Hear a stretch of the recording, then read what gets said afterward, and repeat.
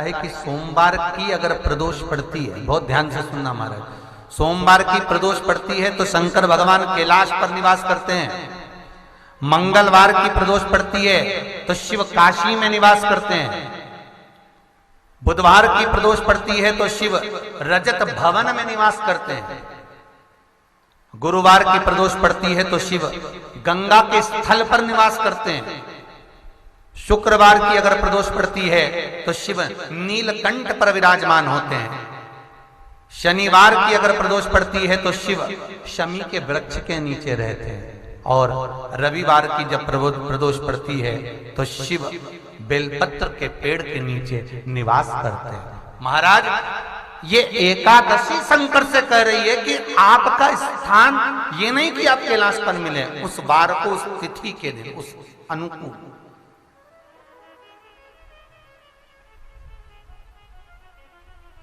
हमारे यहां कहते हैं सोमवार की जो प्रदोष पड़ती है वो इच्छा पूर्ति करती है। मंगलवार की प्रदोष रोग से मुक्ति देती है। बुधवार की प्रदोष कामना की पूर्ति करती है। गुरुवार की प्रदोष शत्रुओं का नाश करती है। शुक्रवार की प्रदोष सुख और शांति देती है।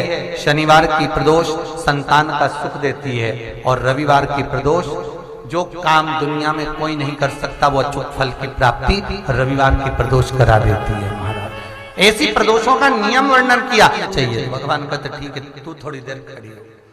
एकादशी सम्मुख खड़ी हुई।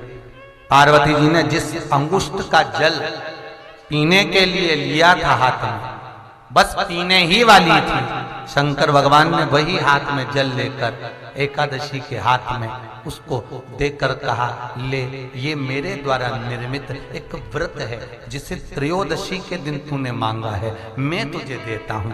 आज इस व्रत का फल मैं तुझे प्रदान करता हूं। अब तू जिस जीवात्मा को लेकर जाएगी उसका पाप प्रबल नहीं होगा।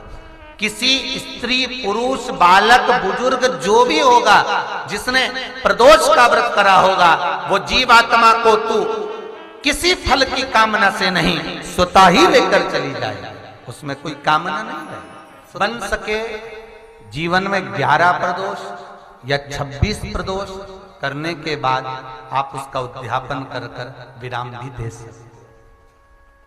पर जीवन में एक बार प्रदोष का व्रत मौका मिले, जिस कामना से जिस दिन का भाव आपके मन में आए कि मुझे रोग से मुक्ति पाना है तो ये प्रदोष मुझे करना है, मैं रोग मुक्ति के लिए, हम जो भी आपके मन में आ रहा है, संतान प्राप्ति के लिए शनिचरी प्रदोष, आप उसका स्मरण करें। फिर लिखा शिव महापुराण में, बड़ा सुंदर लिखा वेदव्यास जी ने, मान लो आप प्रदोष का व्रत नहीं कर सकते,